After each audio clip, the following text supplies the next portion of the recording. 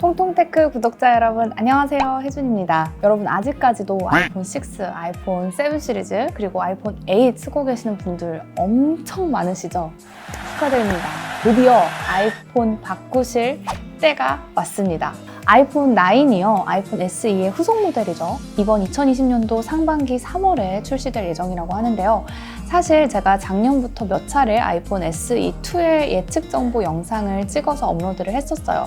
그런데 이번 영상이 정말 마지막 아이폰 9 영상이 될 것 같아요. 이제는 레알, 참, 트루, 진짜 나올 것 같습니다. 아이폰 9은 아이폰 SE의 후속 모델이라고 말씀드렸죠. 아이폰 SE는요, 16년도에 스페셜 에디션으로 나온 모델이에요. 이 스페셜 에디션인 만큼 아이폰 5 시리즈의 부품을 상당수 재활용해서 저렴한 가격을 어필을 했었는데요. 가격은 저렴하지만 성능은 아이폰 6S의 성능을 갖고 있다고 해서 가격 대비 고사양이라는 점을 항상 강조를 했었어요.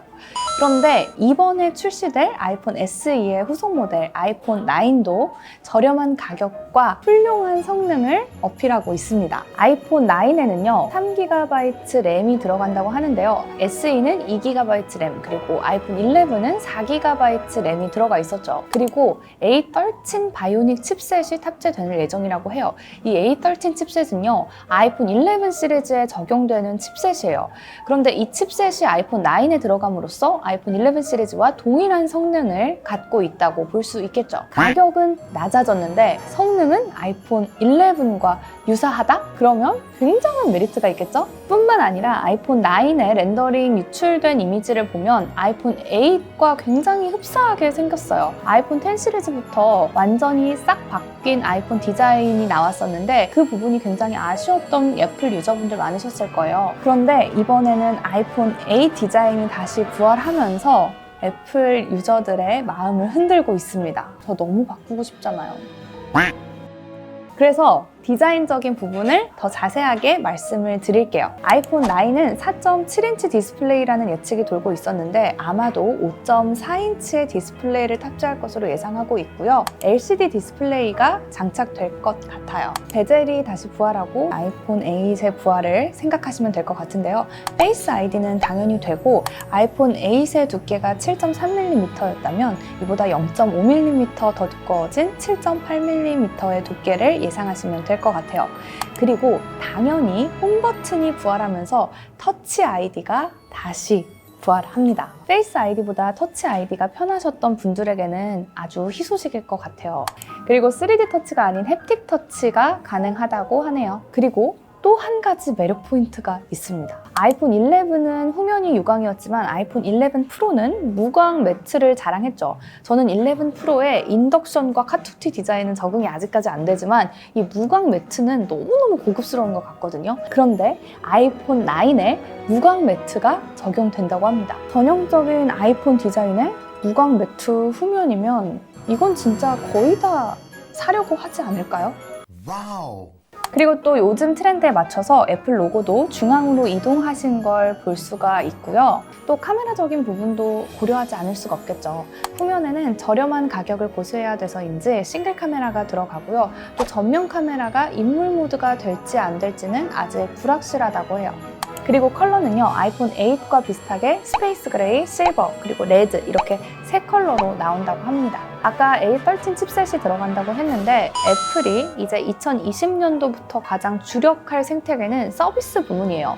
아이폰 9이 이러한 칩셋을 탑재함으로써 애플이 지원하고 있는 모든 서비스를 이용할 수 있게 되는데요. 저렴한 가격의 하드웨어를 내는 이유도 아이폰 수요자를 점점 늘림으로써 애플의 서비스를 이용하려는 이용자들의 수를 늘리려는 애플의 전략으로 볼 수 있을 것 같아요. 16년도에 출시됐던 아이폰 SE의 가격은 16기가가 399달러였어요. 당시 우리나라 가격에 59만 원으로 들어왔었는데 용량에 비해서는 좀 높은 가격이라고 볼 수가 있었어요. 그런데 이번 아이폰 9의 가격은 64기가가 399달러로 책정이 될 것 같습니다.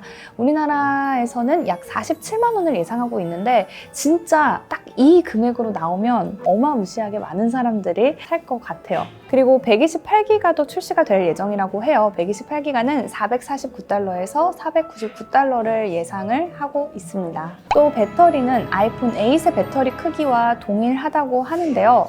수명이 아마도 조금 더 길어지지 않을까라는 생각이 드네요.